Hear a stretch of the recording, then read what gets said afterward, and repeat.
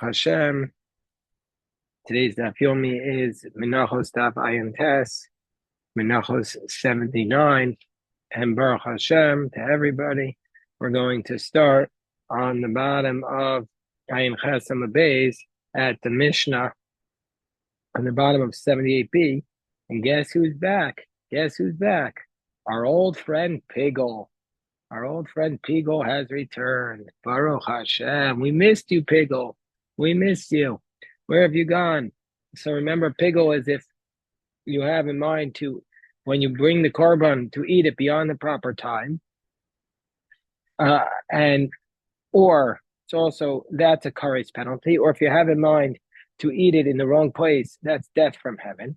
So this, we're going to discuss how this relates to the korban toda, to the Thanksgiving offering.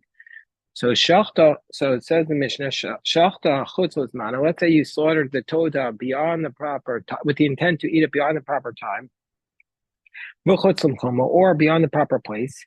Kidei shalechem. Nevertheless, even though the toda offering has 40 loaves associated with it, and even though the korban is disqualified, you cannot eat the korban, you're liable for kares. Nevertheless, the bread has become sanctified. And the reason is because the korban was not disqualified beyond before you had the improper thought.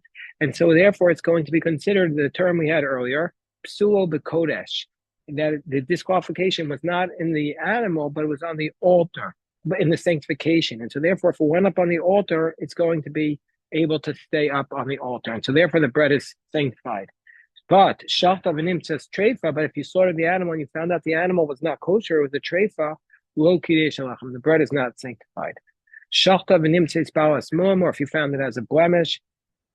Rabbi Eliezer Omer Kiddush. Rabbi Eliezer says that the korban is sanctified, even though this qualification happened prior to shechita. He says it's okay, and the reason is the Gemara is going to explain because Rabbi Eliezer is talking about the bedukin sheba'ayin, like a cataract in the eye, and he holds like Rabbi Akiva that with respect to that blemish, if it went up on the altar, it doesn't come down.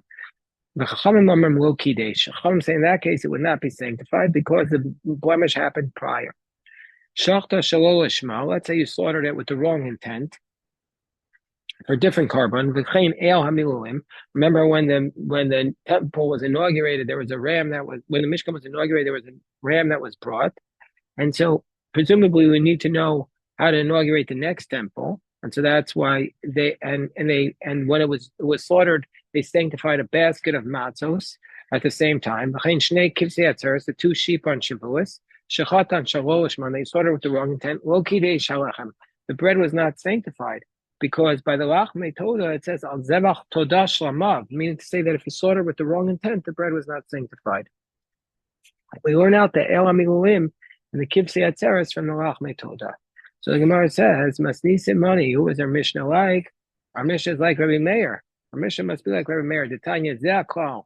What does Rabbi Meir teach us? Kol shepisulo, anything that was disqualified, kodem shchita, lo kidei shalachem. Rabbi Meir says anything if the disqualification happened prior to the slaughter, the bread is not sanctified. Pisulo achar shchita, but if it was disqualified after the slaughter, kidei shalachem. So then the bread is sanctified. So our Mishnah must be like Rabbi Meir. So, and how does this apply? Shechata chutz l'zmana, chutz l'mkoma, kidei shalachem. So if you slaughtered it with the wrong intent, chutz l'zmana, chutz l'mkoma, the bread is sanctified. Shachta v'nim says treifa, lo kidei shalachem.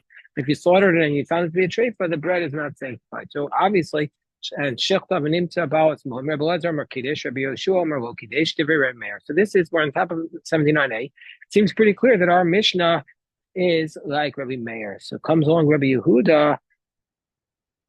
I'm Rabbi Yehuda. No, actually, Onechaku Rabbi Eliezer Rabbi Yeshua al shachta v'nim says treifa. Actually, says Rabbi Yehuda that even if you found it and discovered it to be a treifa, everybody would agree lo kiddush, that it's not sanctified. And also al chutz l'zmano she kiddush. And everybody, even Rabbi Eliezer would say that if you sanctify beyond the proper time, it is kiddush. And al bum shelo kiddush. And if it has a blemish, it's not sanctified. So what's the only area of the dispute? We can say Rabbi Meir's position is actually agreed upon by everybody except for one case. Amad nachlaku, only where they arguing chutz l'mkomo, only about beyond the proper place. There, Rabbi Eliezer Omer Kiddush, Rabbi Yeshua Omer Lo Kiddush. There, Rabbi Eliezer says it is still good, and Rabbi Yeshua says it's no good. Really, the question is going to be on Rabbi Yeshua. So our Mishnah is going to be like Rabbi Meir, who says that the dispute between Rabbi Eliezer and Rabbi Yeshua is where you slaughtered it and you found it to be where you slaughtered it and you found it to be a Baal Mum. That Rabbi Eliezer says under those circumstances it is good, and Rabbi Yeshua says it's no good. So Rabbi Meir is saying, and Rabbi Meir is saying our Mishnah, and our Mishnah is like Rabbi Meir, who holds like Rabbi Yeshua. So Amar Rabbi Eliezer, oh chutzos mano pasul. So Rabbi Eliezer says, since if you slaughter it beyond the proper time, it's going to be disqualified. The chutzim komo pasul. Since if you slaughter beyond the proper time, beyond the proper place, it's disqualified. Menachos mano kidesh. Just if you slaughter beyond the proper time, it's going to be valid. The blood will be valid. Afchutzim komo kidesh. Also, if you did it beyond the proper time, also the bread will be kiddush. Also, the bread will be okay. So I'm Rabbi Yeshua, hold the chutzim komo pasul, Baal Mum pasul, since beyond the proper place is disqualified, and also a Baal Mum is disqualified. Ma Baal Mum will kiddush, just like if you did it beyond just like a Baal Mum, the bread is not sanctified. Chutzim komo will kiddush, also beyond the proper place is not sanctified.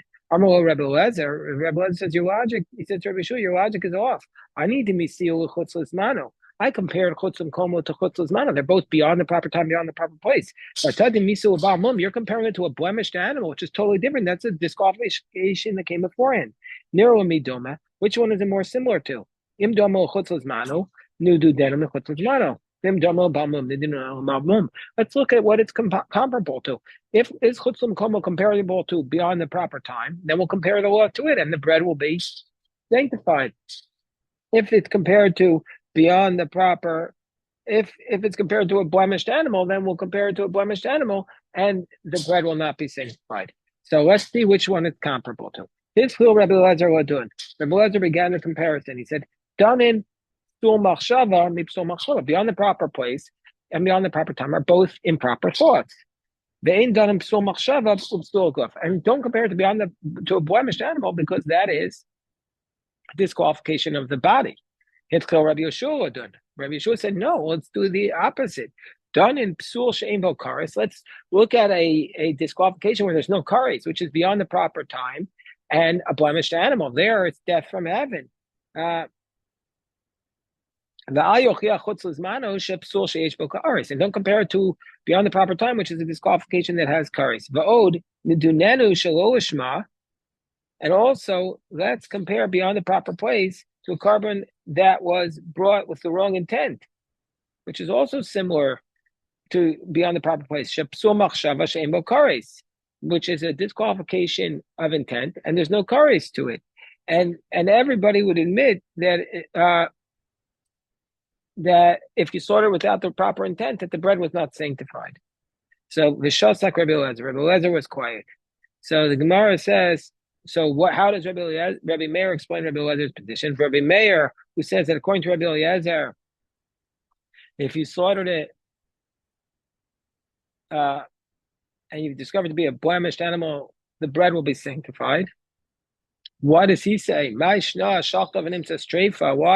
if you slaughter it and discover it to be a treifa, to have a psuo kodem shlita, the disqualification happened prior to the shlita, and we still say, and so therefore we're going to say the bread is not sanctified. But why, if you slaughter and discover to have a blemish animal, the law have a psuo kodem shlita, that it does not have disqualification prior to the shlita, and if it went up there, we would say it is sanctified.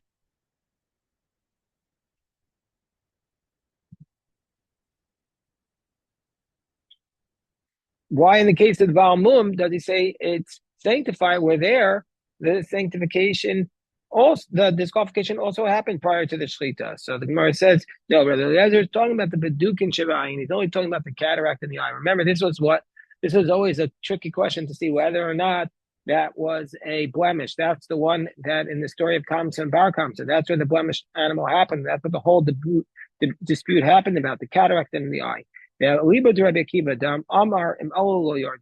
And we're going to say that this follows the position of Rabbi Akiva, who says that if it goes up on the altar, it does not come down. It has a little bit of sanctification. And so therefore it stays up. And that's what Rabbi Eliezer is talking about. That's why the bread is sanctified. The Idach, whereas Rabbi Yehuda, who says that everybody admits that a Balmum that was not sanctified, he's other position. Ki Amar Rabbi Akiva and Olo Yardu, Psua de Gufa. Where does Rabbi Akiva say that if it went up, it doesn't come down? Only on disqualification on the body. Of Kedusha Lechem, meaning say it goes up on the altar. But with Kedusha Lechem, but if it was the sanctification of the bread, then we're going to say it is not going to be sanctified. So the animal would stay up on the altar, says Rabbi. The animal would stay up on the altar, but the bread would not be sanctified. So the Gemara says, Idmar, we learn Chata Sheshachta Ozman. Let's say you have a sin offering that was slaughtered, Sheshachta Chutz Ozman. Let's say you have a sin offering that was slaughtered beyond the proper time. It also will tear it. If it goes up on the altar, it doesn't go down. Meaning to say that it stays up. Chutzum Koma, if it was slaughtered beyond the proper place. Rabba Amar Tered, Rabba Amar Tered. Rabba says it comes down, Rabba says it doesn't come down. Rabba Rabbi Yoshua. So the Gemara says Rabba holds like Rabbi Yoshua, who says that we compare Chutzum Komo to a Balmum, and so therefore if it goes up, it comes down.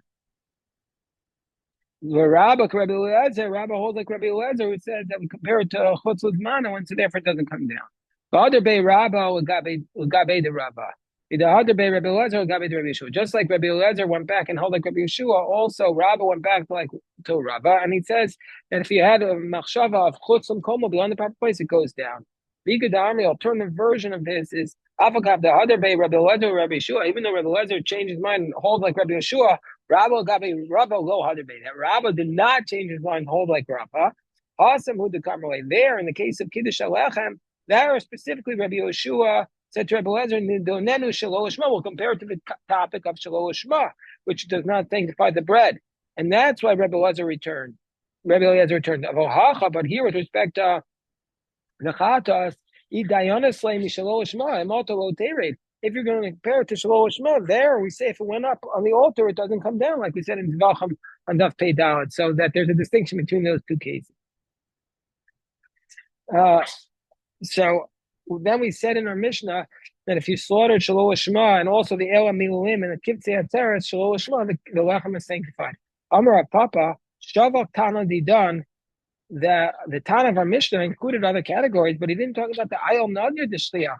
He didn't talk about the ram of the Nazarite, which is actually more common. The El Miluim happened once in history. The Ayel of the Nazir happened many times. V'naked El Miluim. Why is he talking about? Excuse me. Why is he talking about a case that only happened once and not the case that's ongoing? So the Gemara says V'Tana Didan. The reason why our Tana mentioned the El Miluim was Iker Milsa Nakat. He mentioned the source of it, the main thing, which is the El Miluim, which is the first carbon that was brought with bread. And it's the same law with respect to the El Nazir. So now the Gemara says, Hanesachim Shekachu Bekui, the Nesachim that was, so now the Gemara, if somebody brings an animal offering, an or shamim, brings with it flour and wine and Nesachim, flour, wine, as Nisachim. And our Mishnah is talking about the laws of Nisachim that are found with an animal who is disqualified. And Nisachim Shekitcha B'Kli, let's say you bring these Nisachim and you put them in a utensil, V'nim to Zevach Paso, and all of a sudden the animal that's accompanying it is disqualified. Let's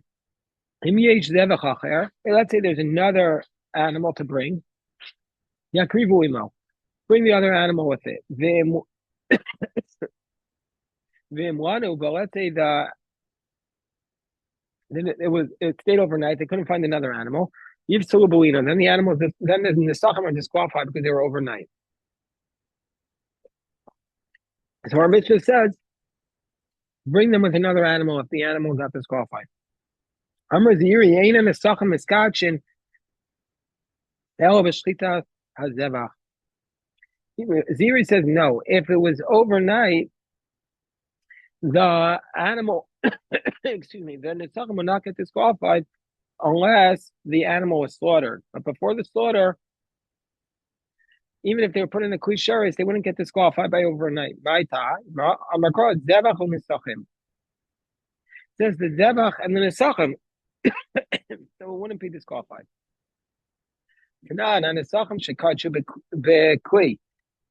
the Gemara challenges the Iri from our Mishnah.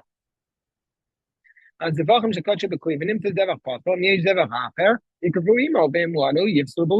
seems clearly, even though the animal wasn't slaughtered, they're disqualified if they were overnight.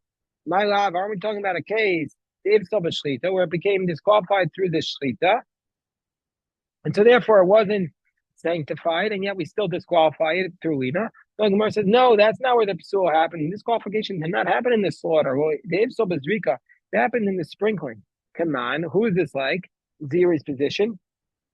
That the Sachim are sanctified with the Shlita, then they could be disqualified. And therefore they're disqualified with Lina. Come on, Karebi, Damar Shnei Dvarim Amatirin. The two things that allow the meat, like Shlita and Drika, Mal and Nebulozeh, they can be Mekadesh one without the other. And so therefore also the Nesachim are Mekadeshim Shlita by itself to be disqualified with Lina. Afilu Tema, so the Gemara says, no, you could even say that the Iri doesn't have to hold like Rebbe, who says that the Shlita alone is what sanctifies it, and you don't need the Drika. You can even say like Rabbi Lezer Bar Shimon, he says, Hacha, here with respect to Nesachim, B'mayaskinan, could go in Shekibel Damim B'kos V'nishbach. What's the Iri's case? What is the Iri's position? that what's our Mishnah referring to?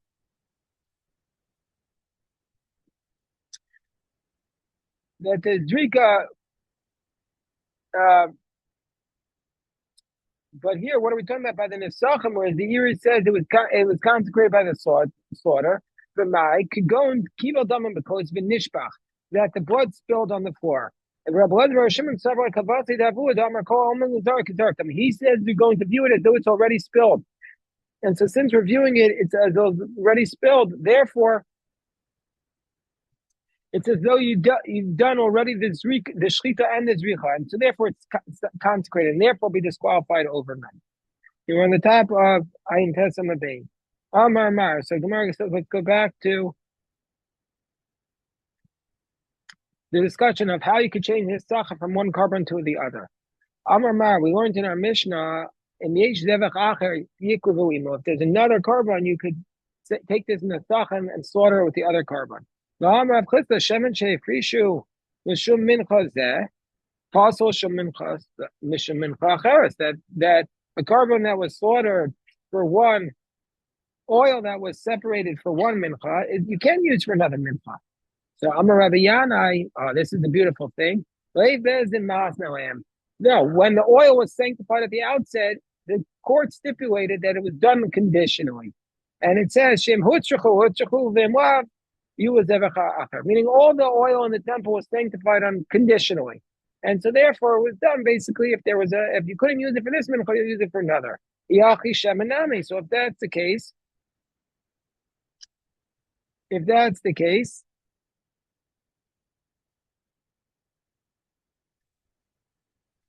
also, not only is it okay, is not only okay by Nesachim, it should also be okay by the oil. We should allow it to transport the oil. So why it's a question on Rav Chisda. So the Gemara says, no, the stipulation doesn't work by the oil because Shemin Gufa the Mincha. The oil is itself the essence of the Mincha. So therefore, the Mincha will be disqualified if the oil became disqualified. But the Nesachim are not the essence of the carbon. They are accessory, and so therefore, if they're disqualified, it was conditional. Mara says, well, why don't we make why didn't the court also stimulate about the Nesachim? Why does it say they go to another carbon that you could do it? Why does the Mishnah say that if it was overnight, they become disqualified? They should have said if once it became to overnight that they went to Chulin. They should have said that condition. And Gemara says, no, we're concerned that since they already went into the sacred utensil, we'll take them out from there and put them into a regular utensil, and then people will start thinking that you can, generally speaking, go from a klisharis into a chol, that you can take it from the sacred utensil to the non-sacred. Hashanami says, here also, well, why aren't we concerned about the fact that people say, oh, if there's something that is one carbon, you can use to another carbon? So the Gemara says, Hatane Matisya ben Yehuda could go and say Zevach Savuach Ba'osa Shah. Now we're talking about that there was another animal already slaughtered at that moment. So you have the two animals in front of you. And so immediately you're going to do it, people aren't going to think that. But if there wouldn't be another carbon slaughtered at that moment, what would you say? Nif Sabulina, that it would be disqualified overnight. Well, if that's the case, at the time of the Seifa, the fact that it says in the next clause, if it was overnight, it's disqualified. You should have drawn a better distinction. You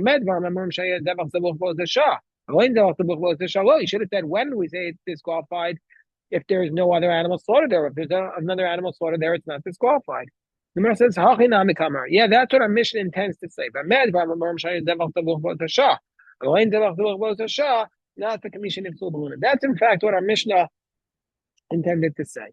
The Gemara says, Rabbi Shimon, and is there really this concept of Rabbi Shimon that that the court can stipulate at the outset? Or let's say there are extra lambs over the course of the year, and you don't need them. They would separate more than they need, and now we have too many. Rabbi Shimon says you can't redeem them. They have to graze. And we can't say that the court never intended to consecrate them. So we see from here that Rabbi Shimon says you can't say the court never intended to sanctify them. So the Gemara says Shani Asam. In that case, is different. There you have a way out. There's an easy fix. You could just say let them graze, and then they'll get a blemish, and you redeem them. But here in this case, you have no easy fix. This concept of Lev Bez and Masno, and that the court stipulates at the beginning, this is so relevant because nowadays we're selling the chametz. And the chametz, we do a lot of stipulations. We stipulate to the goy that if they're not going to pay the full amount, if they're in an ill-equipped position at the end, we'll redeem it from them. So it's this whole concept that the court can stipulate at the outset and do things conditionally is very much a part of our holiday now. Vlad Toda. So now the Mishnah brings more laws about the Lachmei Toda. It says Vlad Toda. If let's say a person separated an animal and it became pregnant, and it was pregnant when he separated, it was pregnant and it gave birth. Utmura. So, or if you did a tamur, you exchange it for a different animal. Hifresh Toda va'avda. Let's say you separated Toda and it was lost. Hifresh Acharis Achera. You separated another one. Eina Tuna Lechem. All these replacement or subsidiary todas do not require bread. Shenemar vekriva zevach hatoda. Atoda tuna lechem v'lo v'ada v'lo chulufa v'lo tumurasa tu'unim lechem. So none of the subsidiaries require bread. I should mention that tomorrow and today is the last day that we say Mizmor Soda until after Pesach, because since the Toda is bread, the custom came not to say it. So even tomorrow we don't say it, even though tomorrow we're allowed to eat bread in the morning, but because you can't eat the bread once it became the middle of the day, and because you can't shech the carbon Pesach on the bread, therefore, and you can't bring kachim to psul, you can't bring it to a disqualified state. We don't say the Toda. So today is the last day. The day's almost over for Jeff. So if you haven't said it yet, say it quickly. Mizmor Soda. What about just saying it as a psalm? That you'd be allowed to say, but we don't say it as part of our Psukei de Zimra. Tana Rabbanan Ma'u Omer. What does it mean? It says Imal Toda Yakriv. Minayil Mafrisha Toda Va'avda V'Ifresh Achar Tachta V'Nim Tzarishona V'Yishtein Omdos Minayil She'edemen She'yir Yakriv V'Lachma Ima Tam Omar Toda Yakriv. Let's say you separated Toda, you lost it. Then you separated a new one, you found both. You can bring whichever one you want with the bread. I might think the second one needs bread. Tam Omar Yakrivenu. One of them. Echad V'Lo how do we know that they both have to be brought? I might think I might think it requires bread. Only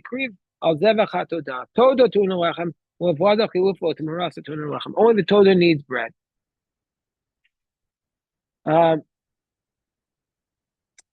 Okay, we'll stop here, Baruch Hashem, and tomorrow morning I have to figure out what time to do the daf tomorrow morning. Baruch Hashem.